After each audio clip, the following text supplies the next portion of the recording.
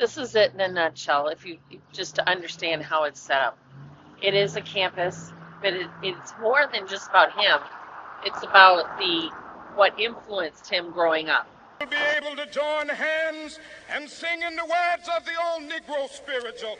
Free at last, free at last. Thank God Almighty, we are free at last.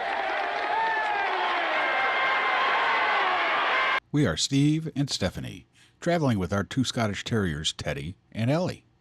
Join us as we spend our retired time traveling this great nation of ours and the world. We are continuing to celebrate America's 250th birthday.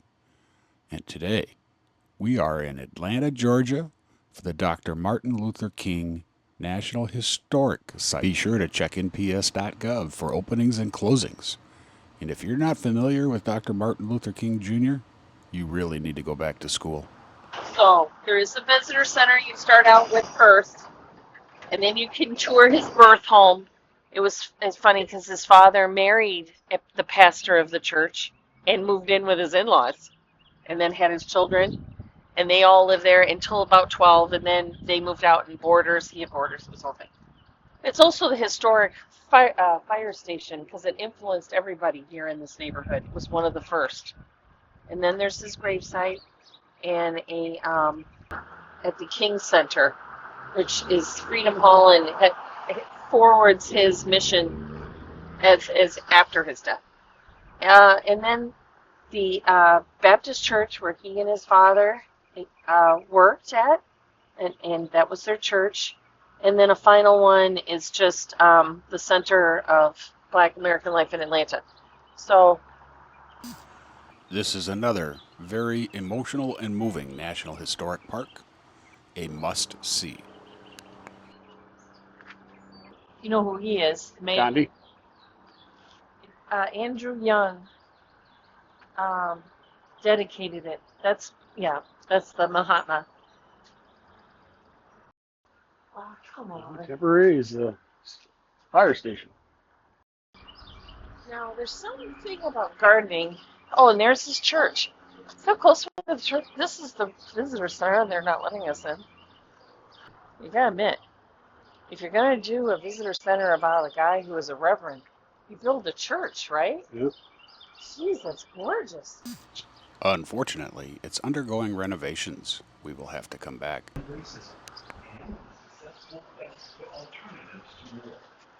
Wow, that is nice. That is nice. You know what? Beautiful. Of course, in Atlanta, you gotta have a site that's sheltered from the sun, right? The operation. Training ground. Auburn Avenue. Atlanta University Center began to challenge the social order of Atlanta, launched a series of direct action demonstrations that forced city officials and leaders to end racially segregated schools. I would say, right? Chimney in the middle? There's a chimney in the middle? So, 1894. It was a big deal to have a fire station protecting your properties, right? Yep. They included it in this.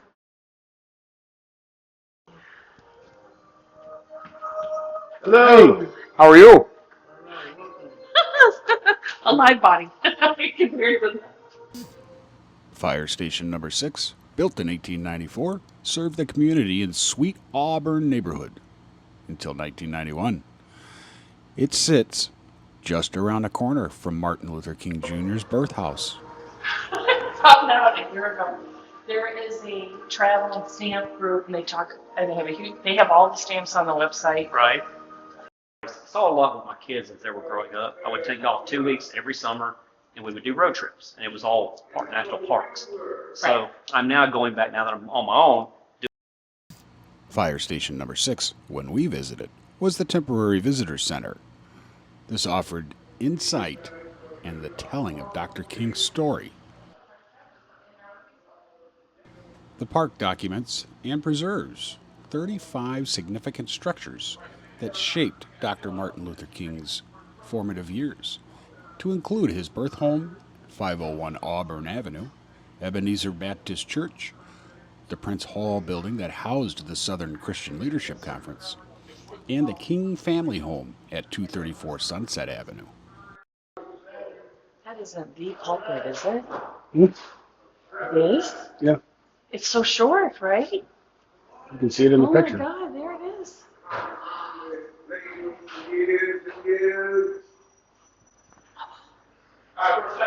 Holy cow.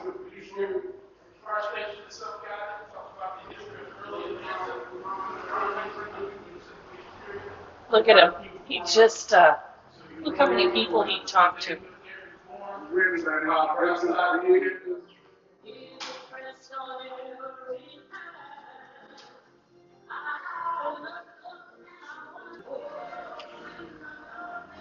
Do you have a secret stamp? Secret? A secret stamp. Well, we have the 250th anniversary, Got it? Yep. and then one here is for the fire station.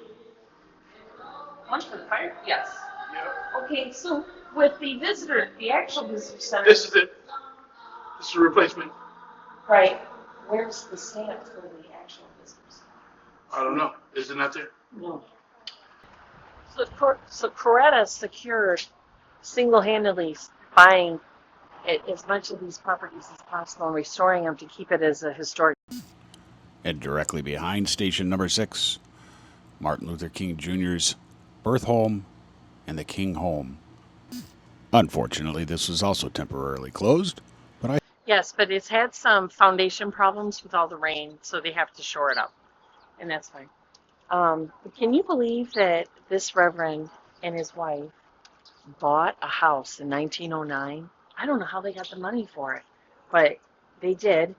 And then they had one daughter survive childhood, and she married Martin King Sr. Here she is. And he moved in with them. He did not, because look at it. It's a beautiful house, and it was right next to the church, right? You can walk to the church. So there's Christine. And then they went to have 3 kids. So all 3 children were born here. So you have grandparents, parents, and 3 children living here until Martin Luther King Jr. was 11, and they had passed away. And so they leased this out to boarders, and that's when it, things. But now Coretta has restored it. I mean, they had all the pictures and everything. So they restored it. But so he had to manage boarders. He was a landlord. It's lovely, isn't it? Very peaceful here. These trees will probably remember the kid playing. Anyway, they really, really nice. See? When you have that many kids, everybody's sleeping in the same room, right? Yep. Park store is right next door to his house. Yep. Meet your ranger here for the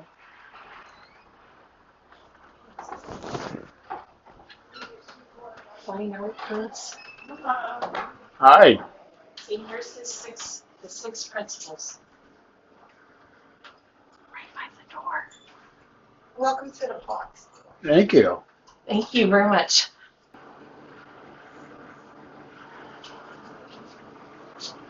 It's supposed to look like 1930 when he was a child. This is what it looks like.